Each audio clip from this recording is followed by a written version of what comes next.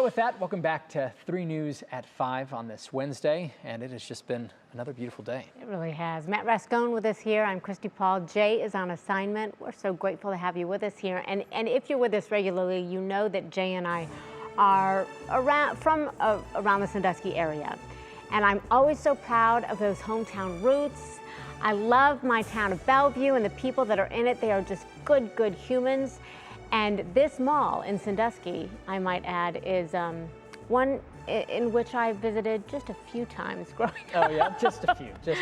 Yeah, it's best known for Cedar Point, of course, Sandusky out there, and for Lake Erie shores and islands. But there's also a very unique organization that calls the area home. It is one that attracts Star Trek devotees from all over the world. Who knew?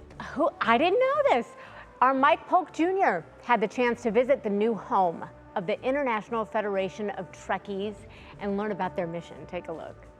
Space, themed charity organizations, the final frontier. These are the voyages of the 3 News Enterprise. Our mission to explore strange new worlds, to boldly go to the Sandusky Mall. Somewhere in here, past the food court? Nope. Past the Aeropostale, hold on. Wait, it's here. Here! Nestled between the Champ Sports and the Books A Million stands the world headquarters of the International Federation of Trekkers, Incorporated. It's an organization of Star Trek enthusiasts that devotes time to charitable causes. But how did this happen? And why are we in Sandusky? Fortunately, I found a high-ranking officer to issue me a status report. I'm Russ Haslage, president of the Federation. The Federation is a nonprofit organization, the creation of Gene Roddenberry and myself. For those who don't know, Gene Roddenberry, the creator of this whole series. I contacted him after I became a fan because I didn't like what was available out there for fans. I said, what do you think a true Star Trek fan organization should do? He said, no, they go places and help people. So that's what we should do in this new federation. We opened up on June 1st, 1984. Chapters all over the world now that focus on the needs in each area. And if we can help somebody, we're going to do it. Star Trek is a global phenomenon. How did this end up here in this Sandusky Mall? The Federation started in Northern Ohio, and all of the chapters are powered from us here. Out in LA, right now they're working with the floods. We've got a chapter in Zimbabwe that's an orphanage. There's a chapter in Zimbabwe? Interesting. Here, we just delivered our 3rd adaptive bike. We would fill the Galileo, which is one of our vans, full of water to take down to East Palestine. Russ says the mission of the Federation is rooted in the philosophy of the series itself. Their cause is noble, to be sure, and their base of operations is a Star Trek fan's dream, with no shortage of memorabilia. Just to save time, pretty much anything I see that I don't understand, just assume that's a Star Trek. It's a Star Trek reference. Okay, great, thank you. As I learned on my space tour of the facility, the Federation space is already impressive. But Russ says they're just getting started, with new installations in progress and plans to expand. She's 13.5 feet long. When she's done, she will go right up here. Oh. She'll be zooming up into space. Inspired by the space moment, I decided to go all in and join the cause. Guys, I'm just gonna go change real fast.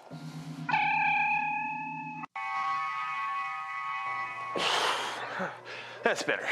All right. In the Star Trek series, the prime directive of the Federation states that starship fleets are not to interfere in the lives of other cultures, even to help them.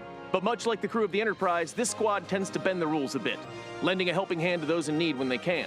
And of course, it's also just fun to hang out in this world for a while. Attention all decks!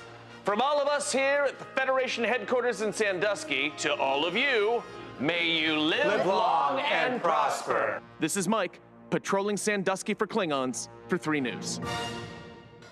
I do have an exciting update for everybody, and that is that while I can't see with these on.